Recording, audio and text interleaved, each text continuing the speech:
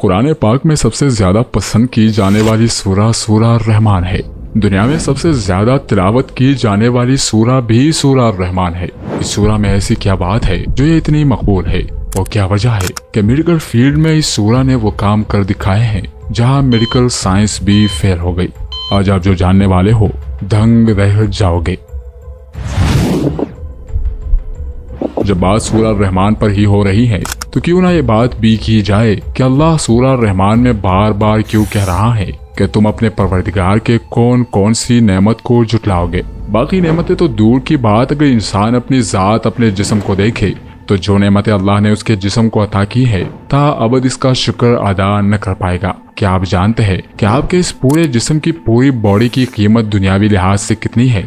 اللہ نے انجیر، زیتون، طور سینا اور شہر مکہ کی قسم ذکر کر کے ارشاد فرمایا کہ بے شک ہم نے انسان کو سب سے اچھے شکل و صورت میں پیدا کیا، اس کے اعضاء میں مناسبت رکھی، اسے جانوروں کی طرح جھکا ہوا نہیں بلکہ سیدھی قامت والا بنایا، اسے منہ سے پکڑ کر نہیں بلکہ اپنے ہاتھ سے پکڑ کر کھانے والا بنایا، اور اسے علم و فہم، عقل و تمیز اور باتیں کرنے کی صلاحیت سے مزین کیا۔ اگر انسان اللہ کے دیگر مخلوقات کو سامنے رکھتے ہوئے اپنی تخلیق میں غور کرے تو اس پر روز روشن کی طرح واضح ہو جائے گا کہ اللہ نے اس سے حسن صوری اور حسن معنوی کی کیسی عظیم نعمتیں عطا کی ہے۔ کبھی سوچا ہے کہ صرف یہ آرگنز جو تمہارے شریر کے اندر فنکشن کر رہے ہیں، اس کی تمہارے شریر کے باہر دنیاوی لحاظ سے کیا قیمت ہے؟ میں بتاتا ہوں۔ اورجن ڈاٹا رپورٹ کے مطابق اگر آپ ان آرگنز کی ٹرانسپلانٹ امریکہ سے کرواؤ گے تو آپ کو اتنی قیمت دینی پڑے گی۔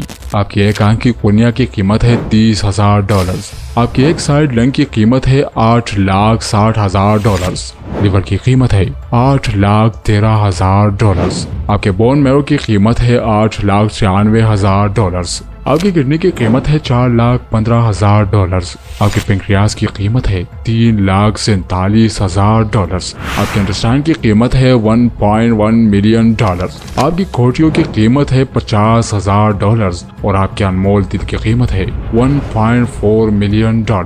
اگر تم ان سارے آرگنز کی قیمت کو پلس کر لو تو یہ بنتے ہیں $7.26 ملین۔ اب اسے ڈالر کے ریٹ کے مطابق روپیز میں کنورٹ کر کے دیکھو اور جان لو کہ اللہ نے تمہیں بفطرت کتنا امیر پیدا کیا۔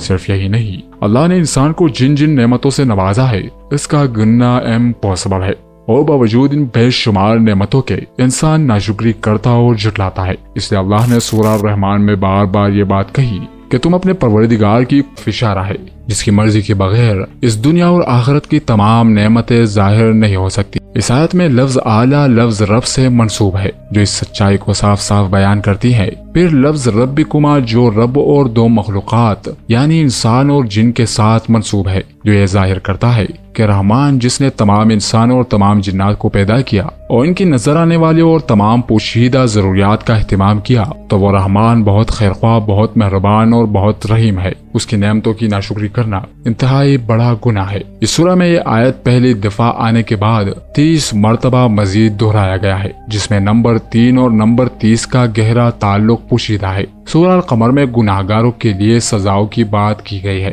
جن گناہگاروں نے اللہ کے احکامات کی خلاف ورزی کی تھی، لیکن صرف 3 آیتوں میں اللہ نے تمام نعمتوں اور اللہ کے فرمان کو سمجھنے کی طرف اشارہ کیا ہے کیونکہ اس پورے سورہ میں سزاؤں کا ذکر ہے۔ جیسا کہ سورہ القمر کی آیت نمبر 22، 32 اور 40 میں اللہ نے ایک ہی بات دہرائی ہے، اور البتہ ہم نے تو قرآن کو سمجھنے کے لیے آسان کر دیا، پھر کوئی ہے کہ سمجھے؟ اس بات کو ذہن میں رکھے کیونکہ سورہ انعام میں اللہ فرماتے ہیں جو کوئی ایک نیکی کرے گا اس کے لیے 10 گنا اجر ہے، اور جو بدی کرے گا سو اسے اسی کی برابر سزا دی جائے گی اور ان پر ظلم نہ کیا جائے گا۔ یہ آیت اس بات کو واضح کرتی ہے کہ ایک نیکی کا بدلہ 10 گنا ہے، لیکن ایک گناہ صرف ایک ہی دفعہ لکھی جاتی ہے، تو اس لیے سورہ القمر میں یہ ایک آیت 3 مرتبہ آئی ہے کیونکہ وہاں سزا کا ذکر ہے، لیکن سورہ رحمان میں یہ ایک آیت مزید 30 مرتبہ دہرائی گئی ہے، یعنی ایک پہلی مرتبہ اور 30 بار مزید جگہوں پر آئی ہے کیونکہ یہاں نعمتوں کا ذکر ہے، اور یہ 30 ضرب 10 کا حاصل ہے۔ جیسے سورہ القمر میں 3 مرتبہ ایک آیت کا ذکر آیا کیونکہ وہاں سزا کا ذکر ہے، لیکن سورہ رحمان میں 30 مرتبہ کیونکہ وہاں نعمتوں کا ذکر ہے، تو ایک نیکی کا اجر 10 گنا ہے، تو 3 ضرب 10 جو کہ 30 بنتے ہیں۔ 31 بار اس آیت کے دہرانے کے پیچھے ایک اور حکمت یہ بھی ہے کہ نعمتیں 2 طرح کی ہے،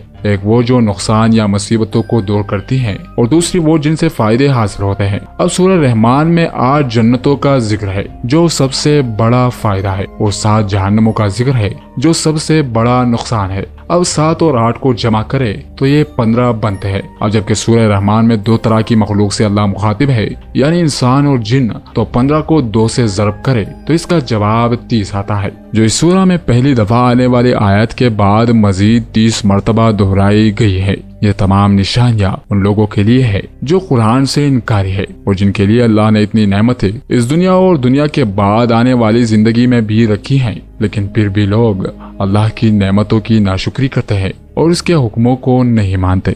मुअज़्ज़ज़ नाज़रीन, हमें इस चैनल को आगे बढ़ाने में आपकी ताउन की जरूरत है। अगर आपको हमारी वीडियो पसंद आई तो इस वीडियो को लाइक और शेयर करें और हमारे और अपने चैनल दास्तान कुरान को जरूर सब्सक्राइब कीजिएगा ताकि हम और आप मिलकर अपने दीन इस्लाम के पैगाम को सारी दुनिया तक पहुंचा सके। अल्लाह ताला से दुआ है कि हमें अपनी फरमाबरदारी और शुक्रगुजारी की जिंदगी गुजारने की तौफीक अता फरमाए।